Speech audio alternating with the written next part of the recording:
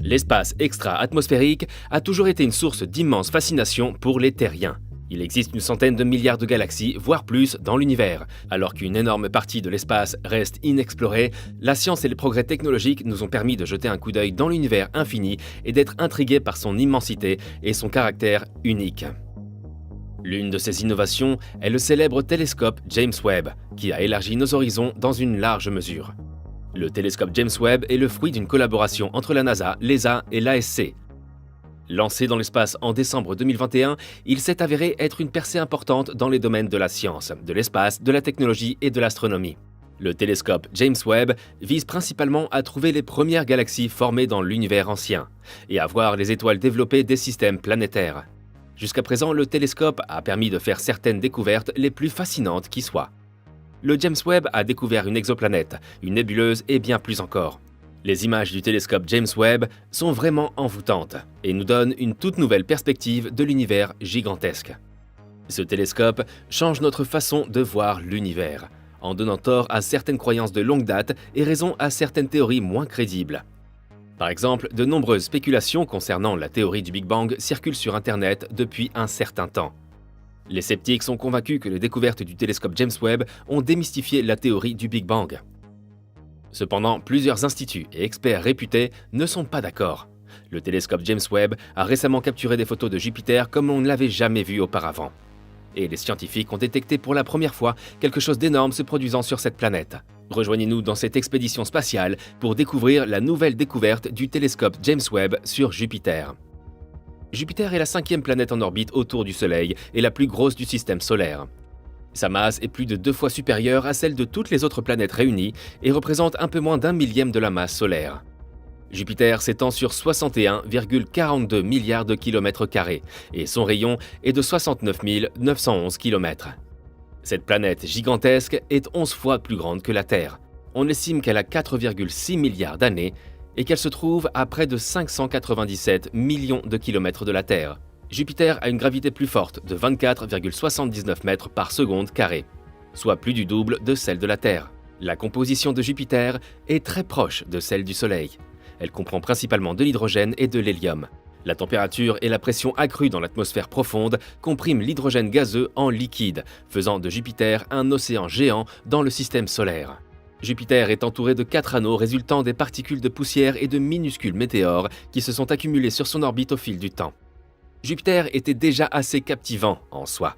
Maintenant, la récente découverte du télescope James Webb en a fait le centre d'attention du monde entier. Le 22 août, le télescope a publié des photos enchanteresses de la planète Jupiter, dans lesquelles on peut voir les lumières boréales et australes de la planète et la brume polaire tourbillonnante.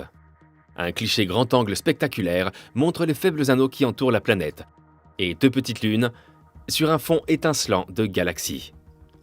Selon l'équipe de recherche franco-américaine, les images infrarouges ont été colorées artificiellement en vert, bleu, jaune, orange et blanc pour rendre les caractéristiques distinctes. Une image révèle la tempête colossale qui se détache parmi de nombreuses tempêtes plus petites. Connue sous le nom de Grande Tache Rouge de Jupiter, cette tempête est si grande qu'elle pourrait avaler la Terre entière. La caractéristique la plus remarquable de la surface nuageuse visible de Jupiter est la Grande Tache Rouge, un système de tempête étendu et persistant. Elle est typiquement de couleur rougeâtre, de forme légèrement ovale et large de 16 350 km. Lorsque Jupiter tourne, elle se déplace en longitude par rapport aux nuages, mais reste centrée à environ 22 degrés de latitude sud. La Grande Tache Rouge ressemble à un ouragan terrestre, mais en beaucoup plus grand.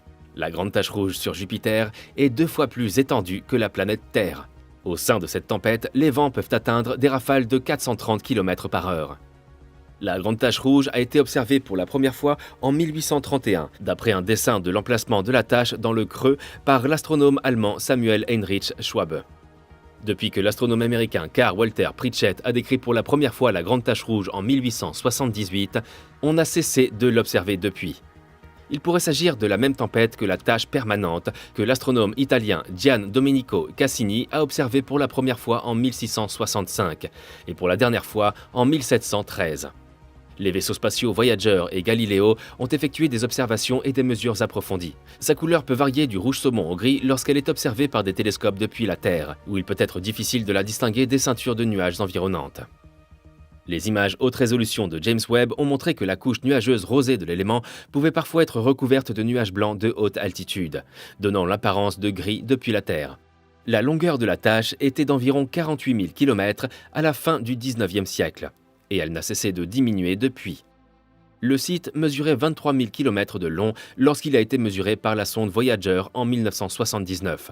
La tache devient plus petite et plus circulaire depuis 2012, et ce à un rythme plus rapide d'environ 900 km par an.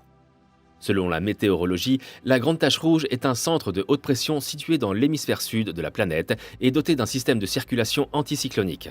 En 1979, les caméras embarquées à bord des vaisseaux spatiaux Voyager 1 et 2 ont découvert que l'ensemble du système solaire tourne dans le sens inverse des aiguilles d'une montre pendant une période d'environ 7 jours, ce qui se traduit par des vitesses de vent de 400 km/h à sa périphérie.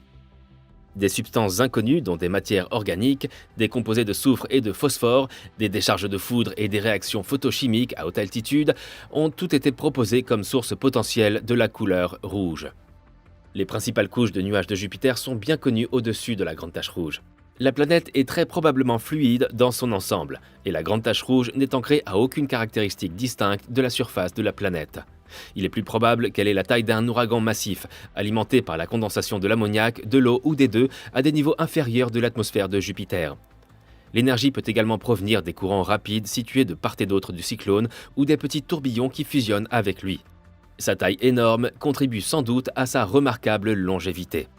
Mais une théorie précise expliquant sa source d'énergie et sa stabilité reste à développer.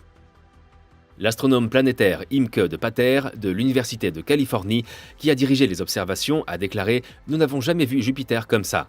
C'est tout à fait incroyable ».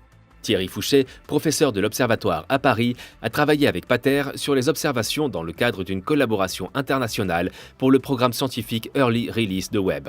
Pour être honnête, nous ne nous attendions pas à ce que les résultats soient aussi bons, a déclaré M. Pater. Il est vraiment remarquable que nous puissions voir les détails de Jupiter, ses anneaux, ses minuscules satellites et même des galaxies sur une seule image. Des photographies aussi élaborées de l'éclairage, de la brume et des aurores sur Jupiter n'ont jamais été prises auparavant. Judy Schmidt, une citoyenne scientifique, a travaillé avec les scientifiques pour traduire les données de Webb en images. Les deux images ont été produites par la caméra infrarouge proche de l'observatoire qui possède 3 filtres infrarouges spécialisés permettant de mettre en évidence les détails de la planète. La lumière a été cartographiée sur le spectre visible car l'œil humain ne peut pas voir la lumière infrarouge. Les longueurs d'onde les plus courtes sont généralement représentées dans le bleu, tandis que les plus longues ont tendance à apparaître dans le rouge. Comme la Grande Tache Rouge et d'autres nuages reflètent en grande partie la lumière du Soleil, ils apparaissent en blanc sur ces vues. La luminosité ici indique une haute altitude, donc la Grande Tache Rouge a des brumes de haute altitude, tout comme la région équatoriale, explique Heidi Hamel, vice-présidente pour la science à LoRa et scientifique interdisciplinaire Webb pour les observations du système solaire. Les nombreuses taches et stries blanches brillantes sont probablement des sommets de nuages de très haute altitude provenant d'orages convectifs condensés. Les rubans sombres au nord de la région équatoriale, en revanche, sont sans nuages. Webb observe Jupiter avec ses anneaux peu lumineux, qui sont 1 million de fois moins lumineux que la planète, et 2 petites lunes connues sous le nom d'Amalthée et d'Adrastea dans une vue à grand champ. Dans une vue de Jupiter, les galaxies qui font du photobombing sont probablement les taches floues dans le fond inférieur. Cette seule image résume la science de notre programme sur le système Jupiter, qui étudie la dynamique et la chimie de Jupiter lui-même, de ses anneaux et de son système de satellites, explique M. Fouché. Afin d'obtenir de nouvelles informations scientifiques sur la plus grande planète de notre système solaire, les chercheurs ont déjà commencé à analyser les données de Webb. Il faut savoir que les informations fournies par des télescopes comme Webb n'arrivent pas toutes prêtes sur Terre. Il s'agit plutôt de détails sur l'intensité de la lumière détectée par les détecteurs de James Webb. Le Space Telescope Science Institute, STSCI, le centre de mission et d'opérations scientifiques de Webb, reçoit ces données sous forme de données brutes. Après avoir été traitées, les données sont calibrées par le STSCI et envoyées aux archives pour les télescopes spatiaux pour distribution. Au cours de leurs recherches, les scientifiques traduisent ensuite ces données en images, comme celle-ci. Alors qu'une équipe du STSCI prépare officiellement les images Webb pour la publication, les scientifiques citoyens ou les astronomes non professionnels recherchent fréquemment dans les archives de données publiques pour récupérer et traiter les images. La citoyenne scientifique Judy Schmidt du Modesto en Californie a traité ces nouvelles vues de Jupiter. Elle a travaillé avec Ricardo Hueso, un co-investigateur de ces observations qui fait des recherches sur les atmosphères planétaires à l'Université du Pays Basque en Espagne, pour créer l'image qui montre les minuscules satellites. Judy Schmidt n'a aucune formation formelle en astronomie, mais il y a 10 ans, elle a découvert sa passion pour le traitement d'images grâce à un concours de l'ESA. Le public a été encouragé à parcourir les données de Hubble à la recherche de nouveaux joyaux dans le cadre du concours Hubble's Hidden Treasures. Sur près de 3000 entrées, la photographie d'une étoile naissante prise par Schmidt a remporté la 3e place. Elle travaille sur les données de Hubble et d'autres télescopes comme passe-temps depuis le concours de l'ESA. Il est en fait plus difficile de travailler avec Jupiter qu'avec des merveilles cosmiques plus lointaines, explique Schmidt, en raison de la vitesse à laquelle tourne la planète. Lorsque les caractéristiques distinctives de Jupiter ont tourné et ne sont plus alignées depuis que les images ont été prises, il peut être difficile de combiner une pile de photos en une seule vue. Pour empiler les photos de manière logique, elle doit parfois procéder à des ajustements numériques. L'atmosphère de Jupiter est constituée de vents de banc tournant à des vitesses différentes qui se sont interrompues par de formidables tempêtes. La Grande Tache Rouge, qui est présente depuis plus d'un siècle, est la tempête la plus importante. On ne sait pas si les tempêtes sont confinées à une couche fine près du sommet de l'atmosphère ou si elles pénètrent loin sous la surface de la planète. Bolton et Hall ont observé plusieurs tempêtes et tourbillons à l'aide des observations micro-ondes du vaisseau spatial Juno. Le fait que les tempêtes aient été observées à des profondeurs inférieures à celles auxquelles l'eau et l'ammoniac sont censés se condenser suggère que l'atmosphère profonde pourrait être impliquée.